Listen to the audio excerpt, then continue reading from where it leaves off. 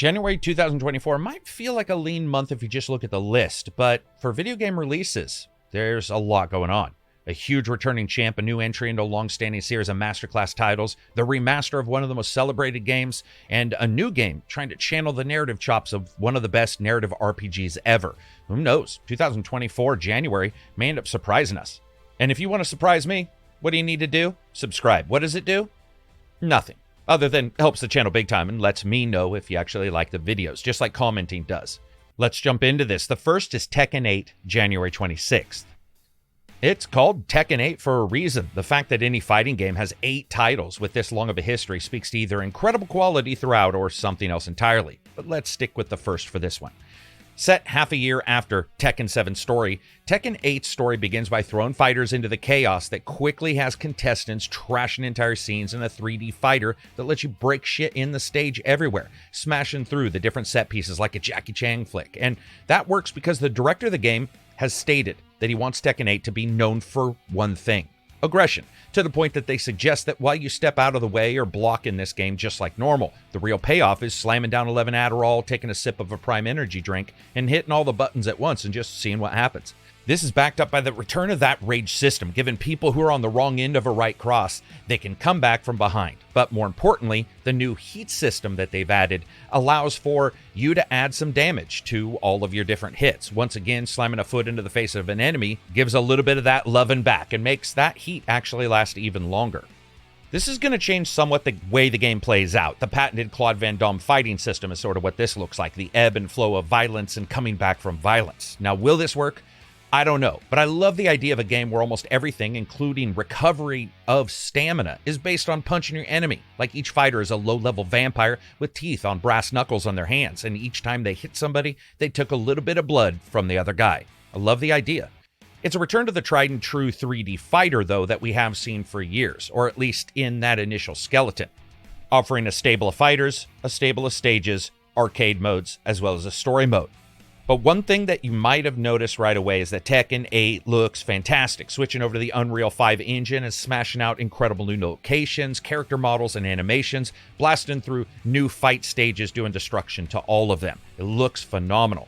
Tekken 8 also has new models for every character and voice actors coming in to update the voices to the current ones. It's not a full ground-up remake, but it's going to make a good number of changes to the gameplay and that reworked rage system, and even more is going to make it feel somewhat familiar, but with a vast amount of dynamic changes that I think are going to end up paying off. It's going to come with 32 characters and 4 added in DLC as well. Next up, Prince of Persia: The Lost Crown. A side-scrolling Metroidvania-style game from Ubisoft. Now, if you're confused what the hell this game is, you are not alone. You may have been hearing about the remake of Sands of Time for so long, it feels like we need some of that special ingredient to go back in time, because by the time we all get to play it, we're going to be too old to enjoy it.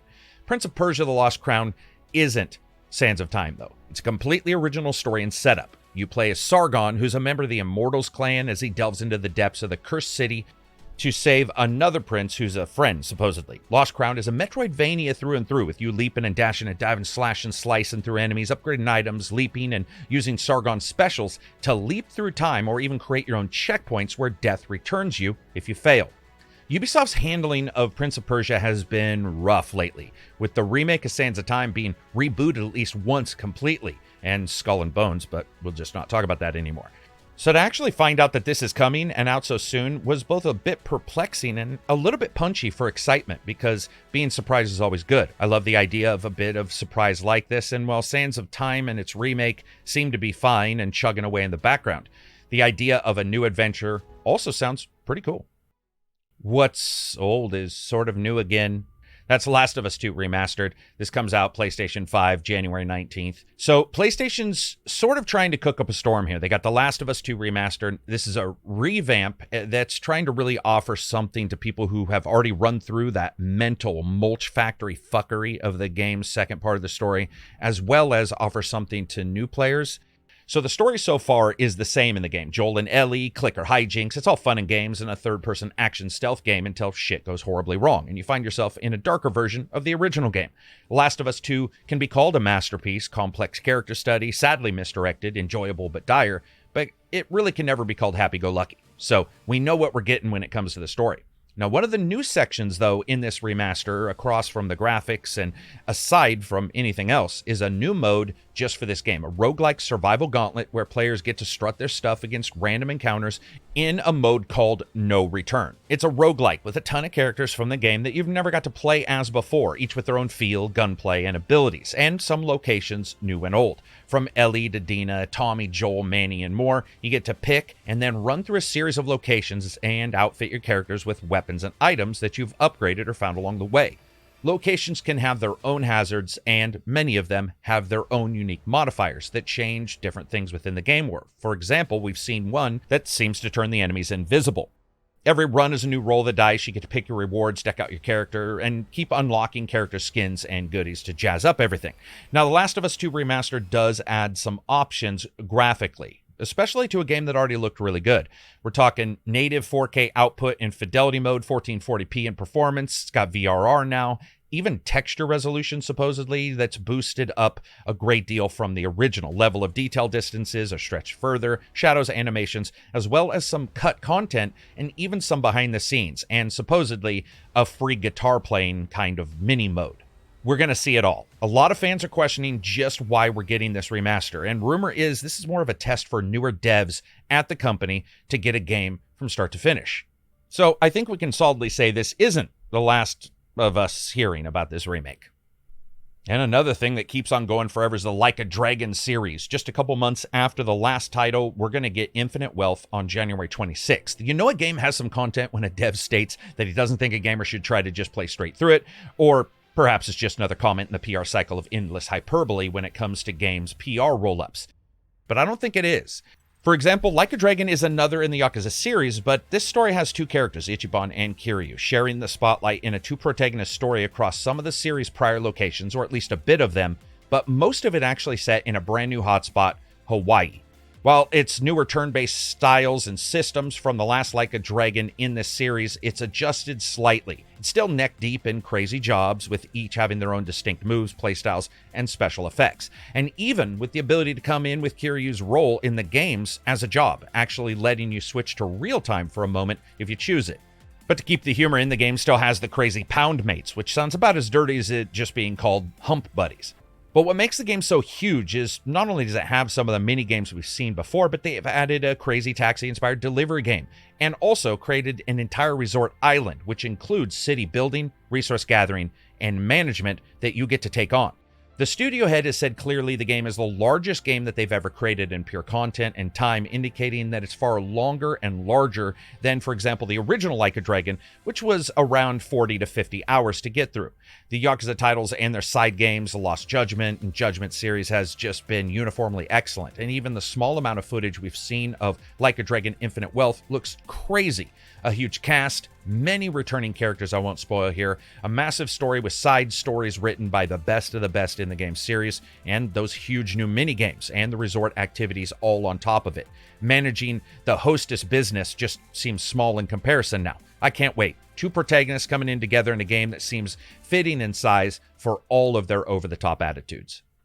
This next one isn't over the top, but it certainly does aim to be different, and that's Sovereign Syndicate. It's on the PC January 15th. Now, this is Victorian London Disco Elysium with an alcoholic minotaur as one of the main characters. If that sounds like one of your bad night off D&D ideas, hold on to your butts, because Sovereign Syndicate by Crimson Herring Studios has decided to take your fever dream of a game and make a video game out of it.